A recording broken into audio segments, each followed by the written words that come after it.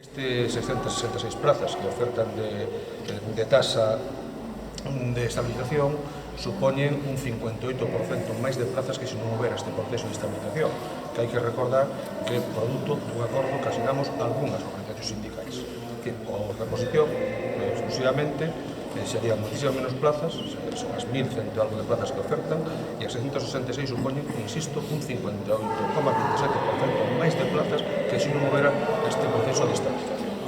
Por tanto, positivo. Evidentemente que ten matices. Nos pensamos que debe haber unha oferta incluso maior do que nos están presentando aquí hoxe. Trataremos na negociación de convencer a Administración para que implemente esta oferta, porque o objetivo é alcanzar unha tasa que non sexa moito maior do 5%. E con esta oferta vamos a chegar, vais a reducir en 2 anos uns 4 puntos e pico, pero temos moi longe ese 5%, alrededor do 5% que está establecido no acordo, polo que creemos que, insisto, que é necesario un incremento un pouco maior para que o ano que ven poida haber tamén unha oferta amplia que nos leve a ese límite do 5 e pico por cento.